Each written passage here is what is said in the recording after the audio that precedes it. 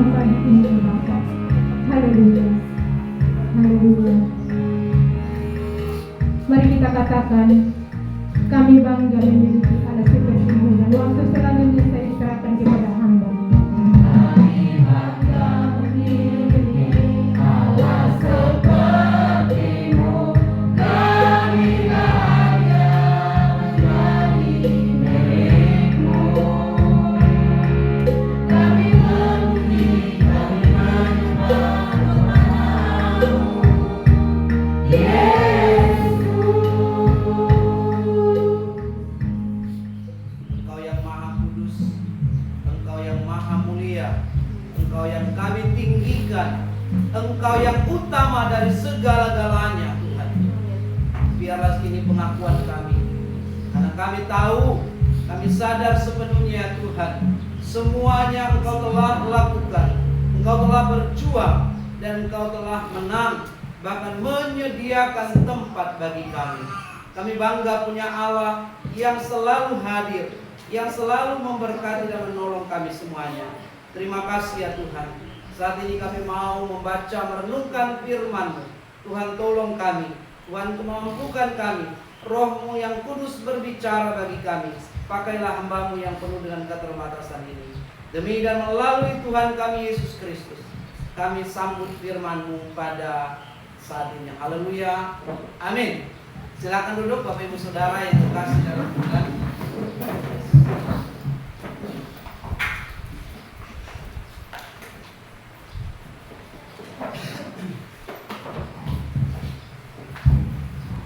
Baik Bapak Ibu Saudara yang terkasih dalam Tuhan, kita akan belajar kebenaran firman Tuhan pada hari ini.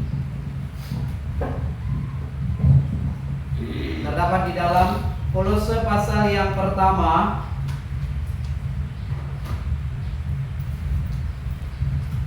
kita akan membaca ayat yang ke-15 sampai ayat yang ke-23.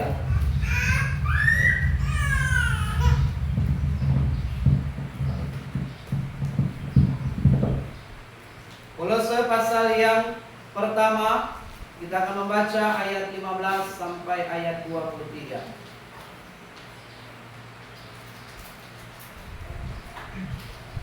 Kalau sudah menemukannya, kita akan membaca bagian ini bergantian. Keutamaan Kristus saya terlebih dahulu. Ia adalah gambar Allah yang tidak kelihatan, yang sulung, lebih utama dari segala yang diciptakan.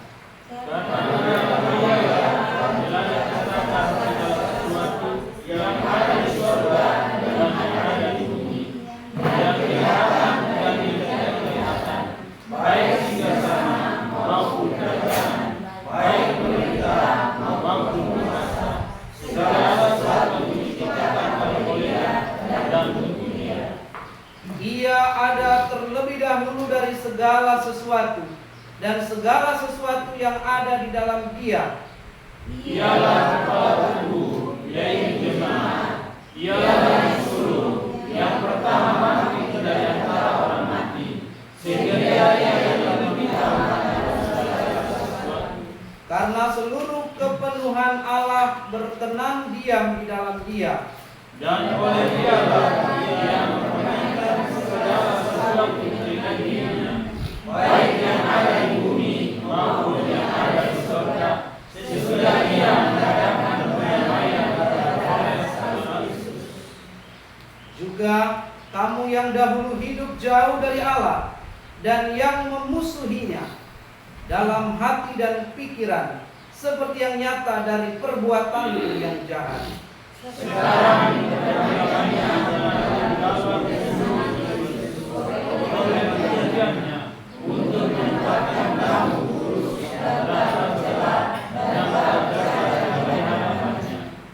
Bersama, sebab itu kamu harus bertekun dalam iman, tetap tekun dan tidak bergoncang, dan jangan mau bergeser dari pengharapan Injil yang telah kamu dengar dan yang telah dikabarkan di seluruh alam di bawah langit, dan yang saat ini Paulus telah menjadi pelayannya.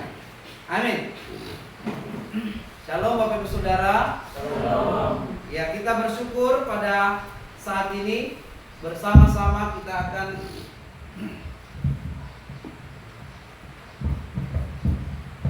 akan belajar kebenaran firman Tuhan tentang keutamaan Kristus. Bapak Ibu Saudara yang kekasih, kalau semua orang tentunya pada awal di dunia ini inginnya atau harapannya menjadi yang terbaik. Amin. Kita hidup mau melakukan yang terbaik, termasuk dikatakan kalau lomba. Beberapa waktu ini ada banyak perlombaan olahraga. Dalam rangka Hari Buruh kemarin, teman-teman kita karyawan di PT Surya, dan juga ada ulang tahun dan seterusnya nanti 17 Agustus. Biasanya kalau ada perlombaan atau dan segala sesuatunya, kita ingin apa? Number one. Atau ada yang mau nomor paling belakang.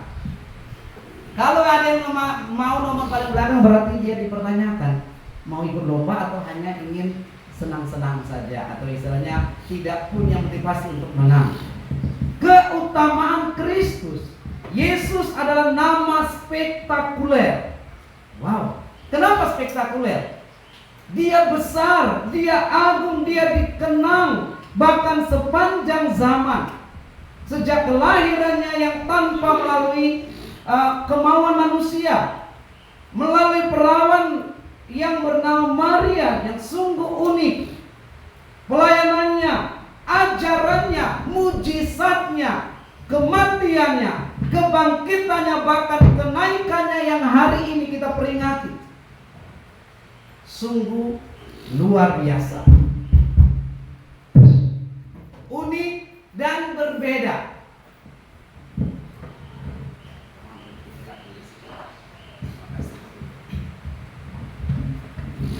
Ya, Bapak Ibu Saudara yang kekasih dalam Tuhan, kita akan melihat di sini, maka tidak kurang sastrawan besar dunia yang pernah ada.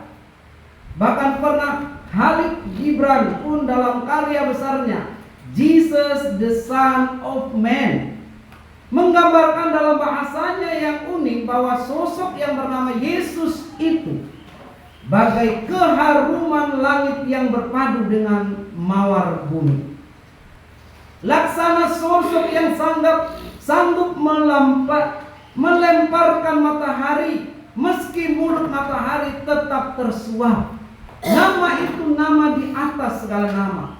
Nama yang sanggup merubah rongsokan tubuh manusia hina menjadi bersalurkan emas menuju keabadian. Luar biasa nama itu yang mengangkat derajat kita manusia dari yang hina, dari yang papa, dari yang disebut sampah, tetapi derajat hidup manusia luar biasa oleh karena pekerjaan dan karya Allah di dalam Yesus Kristus. Oleh sebab itu tidak heran maka kita di dalam Yesus, nama itu kita agungkan. The number one, nomor satu dalam hidup kita. Mudah-mudahan ini memang kita rasakan. Tuhanlah nomor satu dalam hidup kita. Amin. Dialah segala-galanya, dan dialah tempat menaruh segala harapan. Ada yang mengatakan bahwa Yesus itu adalah makhluk suci ciptaan Allah. Ada pula yang mengatakan bahwa Yesus itu hanya salah satu nabi, tetapi bukan Allah. Sejarah membuktikan bahwa manusia yang menerimanya hidupnya diubahkan.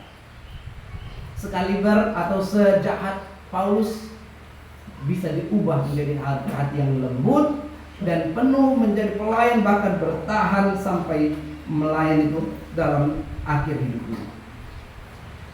Segala yang utama itu yang telah didapatkan oleh Yesus. Maka di bagian ini keutamaan Kristus banyak diungkapkan. Maka ketika ditanya kepada murid-muridnya, menurut orang saya ini bla bla bla bla, menurut kamu siapa sih?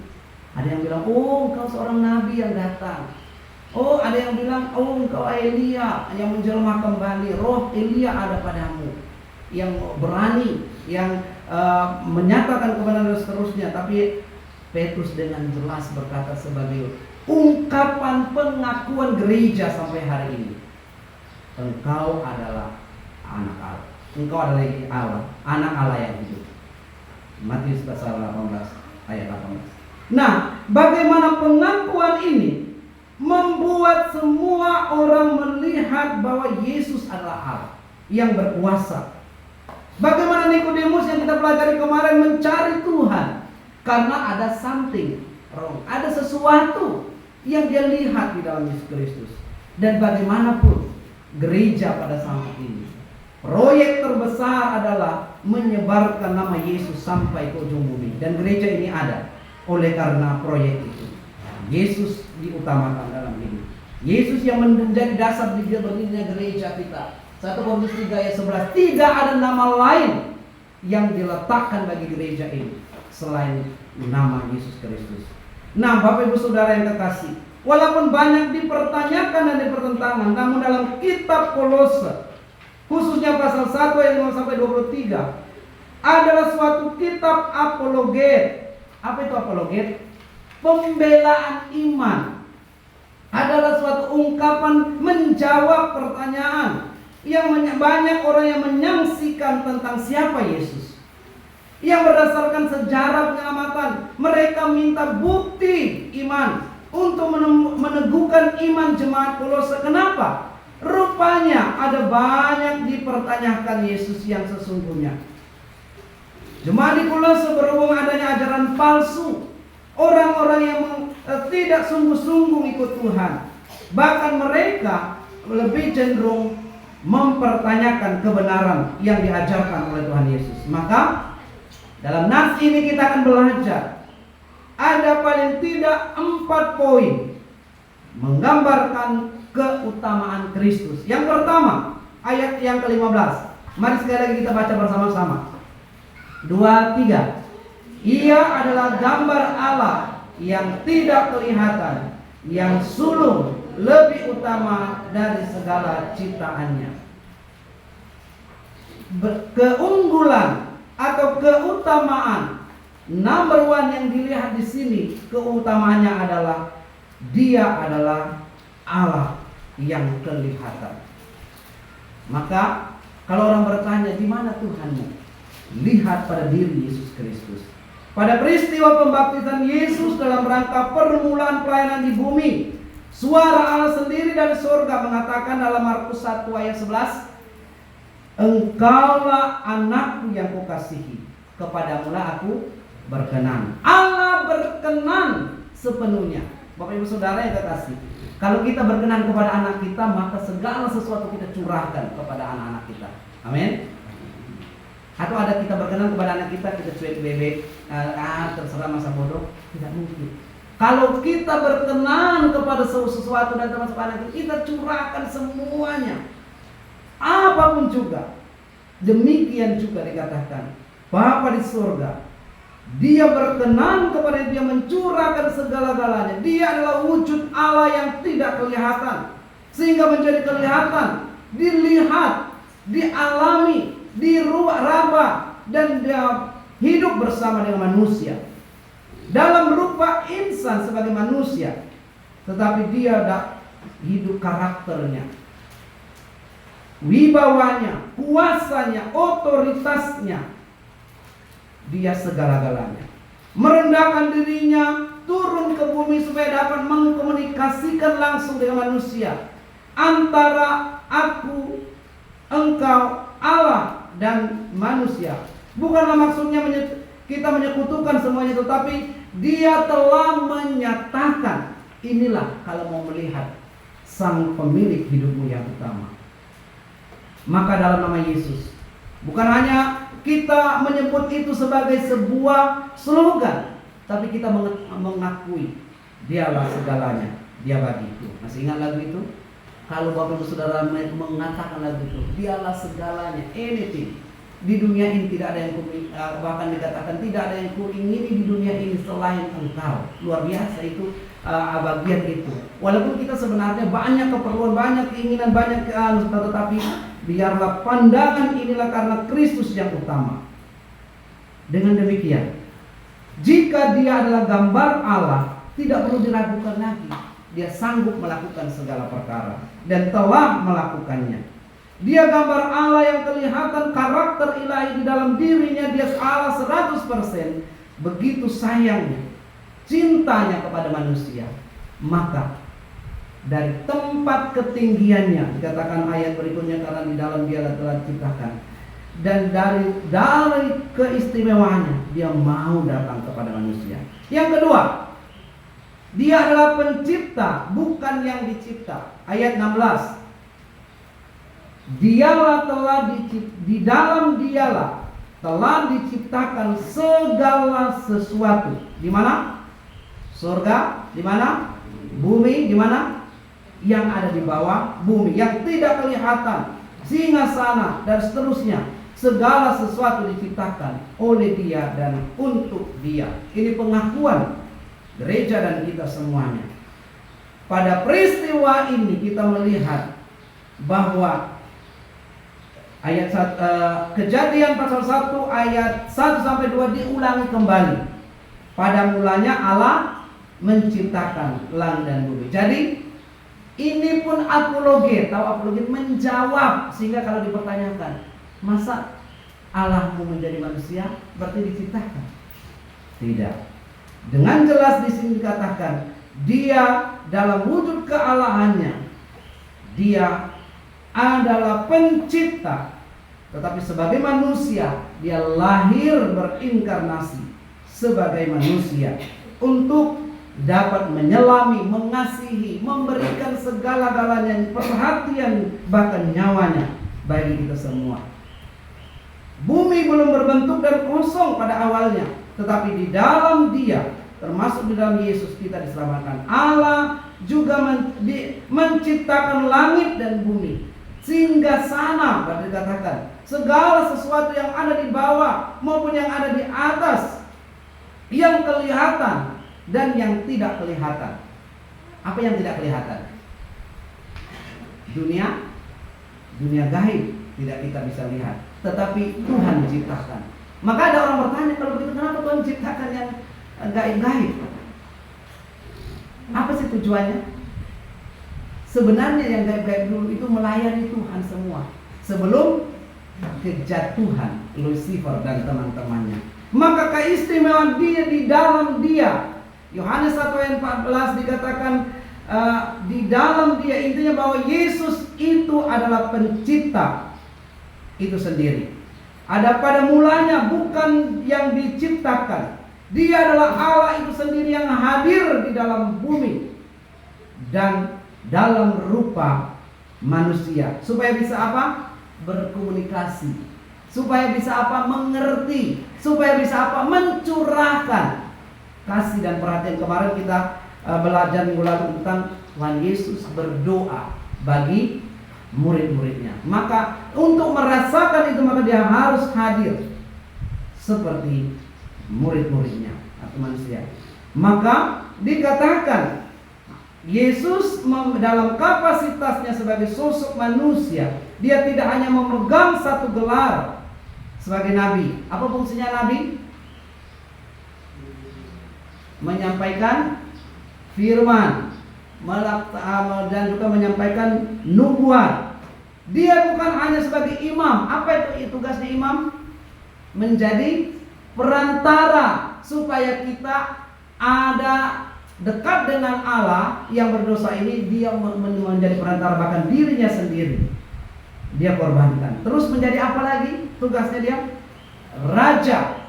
Kenapa Dia istimewanya sebagai raja? Tidak perlu kita takut lagi dengan apapun juga kuasa di dunia ini, termasuk maut, kematian, pergumulan, tantangan, kuasa-kuasa lain, bahkan kerajaan-kerajaan lain yang akan menaklukkan jiwa kita, dikatakan di bawah otoritas Allah. Dia melebihi para nabi biasa yang sebagai penyambung lidah Allah, tetapi Allah itu sendiri yang berfirman dalam rupa insan hadir di bumi. Inilah keistimewaan yang kedua. Yang ketiga dikatakan ayat 20. Mari kita baca bersama-sama. Dan oleh Dialah Ia memperdamaikan segala sesuatu dengan dirinya, baik yang ada di bumi maupun yang ada di surga, sesudah ia mengadakan pendamaian oleh darah salib Kristus. Dia adalah jalan pendamaian menuju surga, bukan jalan keonaran menuju neraka. Kenapa dibilang begitu? Ada ungkapan demikian kalau pasal 1:20. Karena memang yang namanya damai itu susah didapat. Yang namanya menuju ketenangan itu susah. Tapi kalau mau bikin onar cepat nggak? Bikin ribut cepat nggak? Di mana-mana itu cepat, di mana-mana akan ada keonaran, keributan terjadi. Termasuk baik kalau di sekolah, di kelas, maupun di lingkungan, dalam pergaulan, di keluarga pun gampang yang namanya cari ribut. Iya Pak, iya Bapak-bapak, Ibu-ibu, gampang nggak ribut rumah tangga? Kadang-kadang nggak diminta keributan itu datang. Misal contoh, ini contoh kecil saja. Kami dengan Mama Alora, Ibu di sini sedang sharing saja biasa di meja makan, tapi kadang-kadang ada sesuatu. Padahal kita tadi nggak arahnya ke sana deh. Tapi akhirnya ke sana. Jadi mengapa demikian? Kita tidak mempersalahkan siapa A, siapa B, tapi yang namanya atmosfernya di dunia ini, yang namanya mau yang onar atau yang membuat ribut, yang membuat salah paham segala macam itu gampang sekali. Tapi mau cari damai, naik gunung tinggi kita cari damai, tidak temu. Ke lembah curang turun-turun, tidak menemukan. Jungkir balik kemana-mana cari damai. Apakah ada yang masih kondisi nggak damai hari ini? Iya. Datanglah datanglah kepada Yesus. Karena betul Bapak Ibu Saudara, walaupun kita sudah di dalam Tuhan, kita bertumbuh mengenal Tuhan, tetapi selalu ada saja yang membuat kita tidak damai, pusing, membuat kita tidak tenang, membuat kita tidak nyaman. Maka keistimewaan Kristus ayat 20 ini, alasan mendasar kehadiran Allah di bumi ini bukan untuk pamer, bukan untuk menunjukkan siapa dirinya, tapi alasan utamanya datang ke dunia adalah sebagai kurban yang sempurna. Cara arah yang kreatif, yang bijaksana untuk mendamaikan manusia dengan Allah. Seperti yang pernah saya sampaikan, yang memang viral sekarang ini, yang bukan viral maksudnya sering karena di media sosial. Orang berdoa saja, ada orang yang merasa terganggu di daerah, salah satu di daerah Tangerang. Terus akhirnya terjadi ada yang bacok, ada yang pukul. Orang berdoa dengan salam Maria saja. Terus oknum bilang, kalau berdoa jangan di sini, terganggu. Kehadiran kita kadang-kadang selalu tidak disukai. Tetapi ketika dipersoalkan, dia bilang ditunjukkan ini hanya diisu karena dipukul segala macam, dan mereka bilang kita serahkan kepada aparat.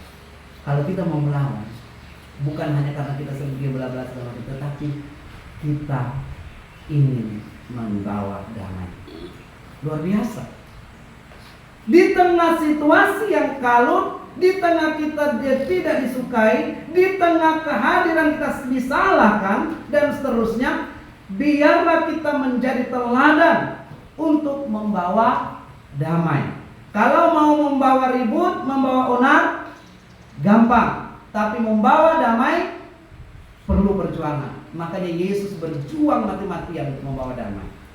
Bahkan dikatakan dalam Roma, sedapat-dapatnya jika itu bergantung kepadamu. Kristus sudah mendamaikan kita dengan Allah, tetapi kita pun harus membawa damai kepada sesama. Amin. Maka untuk itulah dia telah datang menebus kita. Dia telah melakukan segala-galanya. Bahkan dikatakan dia seperti binatang. Yesus seperti binatang, tidak membuka mulutnya ketika dia dibantai. Maksudnya dipersalahkan, diludahi, dicambuk, dan juga dihina. Terkutuklah dia yang tersalib, yang tidak punya pakaian, dipermalukan dan semuanya. Tapi apa yang dilakukan itu? Itulah yang Yesus lakukan untuk mendamaikan kita yang penuh dengan kekacauan ini. Maka pemahaman yang sungguh keliru kalau kita berkata bahwa Yesus itu ya hanya biasa saja dia melakukan hal itu.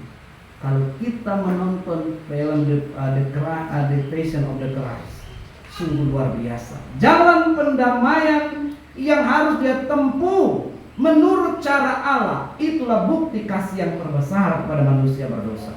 Maka dikatakan ayat 20 jelas tadi, berulang kali dikatakan, dialah yang memperdamaikan. Dengan jalan apa? Dengan jalan mati di kayu salib, darahnya sendiri. Yang keempat, yang terakhir, keistimewaan Kristus, maka kita sanjung, kita hormati, kita tinggikan sebagaimana pujian tadi dikatakan, namanya Yesus di atas segala-galanya, bahkan yang kita peringati hari ini dalam kenaikannya. Karena dia adalah nama yang paling ditakuti, nama yang paling dibenci oleh setan dan antek-anteknya. Kolose 1 ayat 21 sampai 22. Ayo kembali kita membaca bersama-sama. 1, 2, 3. Juga kamu yang dahulu hidup jauh dari Allah dan yang memusuhinya dalam hati dan pikiran, seperti yang nyata dari perbuatan yang jahat, sekarang diperdamaikannya di dalam tubuh jasmani Kristus oleh kematiannya, untuk menempatkan kamu kudus dan tak bercela dan tak bercacat di hadapannya. Luar biasa. Dia adalah nama yang paling ditakuti dan untuk menempatkan kita yang paling mulia. Maka tidak ada yang perlu kita takut di dunia ini, termasuk kematian. Ketika kematian menjemput, maka dikatakan kita beralih dari kehidupan yang fana kepada kehidupan yang mulia. Seorang evangelis namanya D.L. Moody melayani pemberitaan Injil sebagai penginjil. Dia pernah mengatakan bahwa setan dan antek-anteknya atau rombongannya berusaha dengan apapun caranya, seberapa besar pun biayanya, asal nama Yesus dapat dihapus dari Alkitab. Nama Yesus adalah momok yang menakutkan bagi setan dan pengikut dan antek-anteknya. Karena sepanjang ada nama itu dan manusia beriman serta percaya kepadanya, maka setan menjadi sangat kesulitan untuk menjerumuskan manusia dan untuk membawa manusia sebagai pengikutnya di neraka. Maka ketika melihat Yesus menyeberang di Gerasa, ada setan yang masuk ke dalam diri seorang pemuda. Dia langsung takut, gemetar dikatakan. Dan dia pun, Yesus jangan binasakan kami, belum waktunya. Ada waktunya nanti rupanya mereka dibinasakan. Suruhlah kami masuk ke mana? Babi-babi. Jadi rupanya setan juga dipilih yang paling bagus. Dia suka di mana? Di manusia atau di babi? Sebenarnya di manusia loh. Loh kenapa? Tetapi karena nggak ada pilihan lain, maka daripada kami dibinasakan sekarang, masukkan aja kami ke babi-babi. Berarti setiap Anda, setiap saya dan Bapak Ibu Saudara semuanya, kita sasaran empuk setan. Wah, kok pendetanya nakut-nakuti. Tapi ini yang kenyataannya. Maka dikatakan ayat yang ke-22 ini, 21. Kamu kapan? Riolo atau bahasa Makassarnya, dahulu hidup jauh dari Allah, yang memusuhinya dalam hati dan pikiran, seperti yang nyata dalam perbuatanmu. Tapi kamane sekarang, kapan? Sekarang diperdamaikannya di dalam tubuh jasmani Kristus oleh kematiannya, untuk menempatkan kamu apa? Kudus, tak bercacat, tak bercela di hadapannya. 3 kata ini karya Allah, maka dia sangat istimewa. Kita akan nantinya kita yang dulu bercela, kita dulunya dihukum dan seterusnya, tapi 3 hal yang dibuatnya untuk menempatkan kita sebagai orang percaya menjadi orang kudus, tak bercela dan tak bercacat. Wow, luar biasa. Apakah sekarang kita tidak bercela? Semua orang penuh dengan tercela. Maka orang selalu mencari yang namanya celah. Apa kita tidak bercacat? Banyak kecacatan, artinya kekurangan dalam diri kita. Tetapi karya Kristus dalam persekutuan dengan Allah, maka kita dianggap segala pelanggaran kita dihapuskan, maka kita dikuduskan. Gereja dikuduskan. Gereja dan umatnya dibuat tidak bercacat, tidak ada kurangnya, tidak bercela. Luar biasa. Itu karya Kristus. Nama Yesus adalah nama yang perlu diagungkan. Sepanjang ada nama itu, maka kita akan menang dalam segala pergumulan. Namun setan dan anti-Dia tentu saja terus berusaha sampai sekarang mempengaruhi orang melalui ajaran yang dalam gereja maupun juga dari memutarbalikkan fakta tentang Yesus melalui berbagai ajaran dan desakan. Seperti di jemaat Kolose ini, bahwa Yesus itu dianggap, setelah saya pelajari, di bawahnya Allah. Karena dia sudah menjadi manusia, jadi kualitasnya nomor 2. Inilah yang dijawab oleh Paulus, bahwa dia istimewa, dia utama, dia dilakukan, bahkan dikatakan diberikan kepada nama di atas segala nama. Tujuannya apa sih keistimewaan yang disampaikan ini? Apa tujuannya Paulus menyampaikan hal ini? Dikatakan ayat yang ke-23 bagian terakhir kita belajar. Sama-sama kita baca. 1, 2, 3. Sebab itu kamu harus bertekun dalam iman, tetap teguh dan tidak bergoncang, dan jangan mau digeser dari pengharapan Injil yang telah kamu dengar, yang telah dikabarkan di seluruh alam di bawah langit, dan yang aku ini, Paulus, telah menjadi pelayannya. Ini tujuannya, Bapak Ibu Saudara, harus kita pahami sebagai gereja pada masa kini. Keempat istimewa ini disampaikan Paulus kepada jemaat di Kolose karena ada tantangan hebat dalam gereja, ajaran sesat yang membuat Kristus tidak dihargai dan tidak number one. Maka perlu disampaikan bahwa dia adalah pencipta, bahwa dia membawa damai, bahwa dia wujud gambar Allah itu sendiri, dan yang terakhir supaya dia melakukan semuanya itu supaya kamu tetap tekun. Berarti ada apa? Ada sesuatu yang membuat kita tidak tekun. Ada sesuatu yang membuat kita manusia mudah beralih. Karena kondisi hati, iman, pikiran, dan mood manusia selalu berubah-ubah. Karena kita bukan robot, kita terbuat dari daging dan darah yang penuh dengan kelemahan, mudah berubah. Bukan hanya saja mood juga berubah. Maka tidak heran orang-orang tua juga pusing dengan kadang-kadang kondisi anak-anak, apalagi anak-anak gadis, anak-anak perempuan, remaja. Moodnya mudah berubah-ubah. Kadang-kadang enak, kadang-kadang tidak enak. Pusing nggak orang tua? Pusing kadang-kadang. Tetapi ingatlah bahwa itulah yang di dunia ini berubah-ubah. Termasuk jemaat di Kolose mudah dipengaruhi. Oleh sebab itu hendaklah jemaat tekun dalam iman. Pertanyaannya, aplikasi bagian terakhir bagi kita sebagai umat Tuhan yang sudah percaya kepada Tuhan. Saya bertanya ini bukan karena karena ini, tetapi saya sesuai dengan firman Tuhan ini.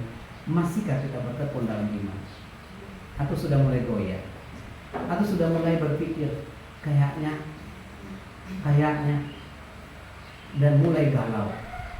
Adakah contoh dalam keluarga kami? Selalu saya nasihati. Mungkin karena pemahamannya dangkal dan tidak memiliki sungguh-sungguh istilahnya iman yang kuat.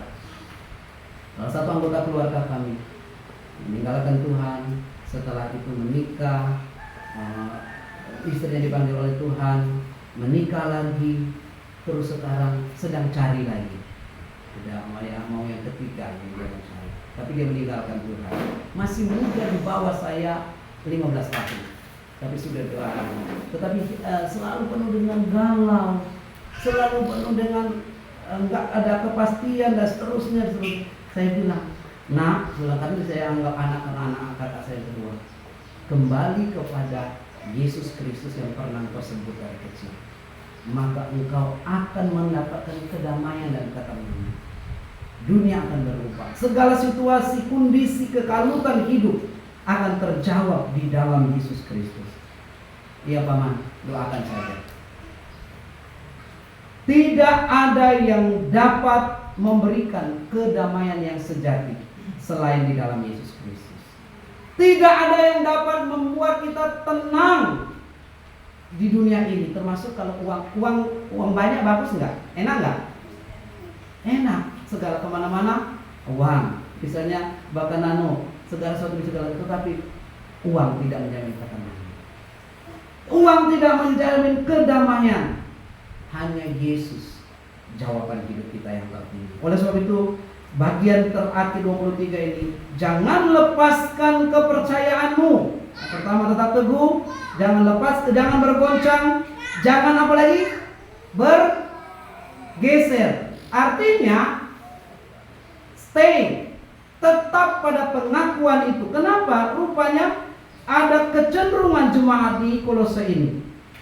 Mereka gampang diombang-ambing, tergoncang, gampang digeser.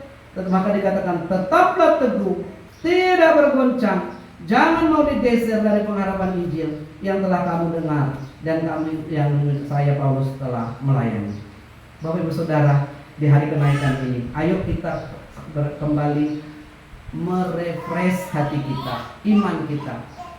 Katakan bahwa Engkaulah segalanya dalam hidupku. Sebagaimana pujian tadi penyembahan kita katakan, Engkau yang maha mulia, maha tinggi, maha suci, maha damai, maha besar kuasanya. Tidak ada Allah seperti Engkau. Jangan hanya di lidah saja, tapi dari hati kita. Apakah Bapak Saudara masih bangga punya Tuhan Yesus? Amin. Masih ada kejawaban dalam Yesus dalam keluargamu? Kalau tidak ada, datanglah kepadanya. Dia sumber segala-galanya. Biarlah kita terus bahagia. Biarlah kita terus memuji Tuhan. Biarlah kita terus meninggikan Dia. Iman kita semakin hari semakin dikuatkan oleh Tuhan. Adapun tantangan dan pergumulan, mari kita lewati. Tuhan ada di sana bersama dengan Bapak Saudara. Kita berdoa. Ya Tuhan, ketika kegelisahan terjadi, murid-murid ketika akan ditinggal oleh gurunya yang agung, bangkit dari kematian dan naik ke surga. Tetapi Engkau telah menjanjikan di dalam Kisah Para Rasul sebagaimana hari peristiwa kenaikan. Dan di dalam kitab Yohanes, Engkau naik ke surga untuk menyediakan tempat bagi kami. Engkau naik ke surga berdoa dan bersyafaat untuk kami. Dan karyamu, pekerjaanmu, sebagai keistimewaanmu yang sudah kami pelajari dalam 4 hal ini. Baik Engkau adalah Allah yang kelihatan, baik Engkau yang menciptakan segala sesuatu termasuk di segala hal. Engkau telah menjadi pendamaian bagi kami, dan Engkau mengaruniakan segala yang baik yang ada, dan bertekuk lutut segala yang ada di muka bumi ini. Biarlah sungguh kami bangga punya Tuhan. Biarlah jemaat Nuevata Bulu Mario tidak pernah tergoncangkan, tidak pernah tergeser, tidak pernah mudah larut dalam hal dunia, tetapi tetap memiliki pengakuan dan memiliki keistimewaan dalam Tuhan. Problema, tantangan, persoalan akan datang silih berganti. Nah, selama kami ada di dunia ini, tapi Engkaulah jawaban dalam hidup kami. Engkaulah Raja damai kami. Dan Engkau ditakuti bahkan dari kuasa-kuasa yang ada di dalam alam semesta ini. Biarlah kami tetap hormat kepadamu dan bangga punya Allah seperti Engkau. Engkau menyediakan segala sesuatunya di surga bagi kami, dan berkat akan Engkau curahkan bagi kami senantiasa dari sekarang sampai selama-lamanya. Haleluya. Amin. Kami silakan untuk diperlukan ibadah.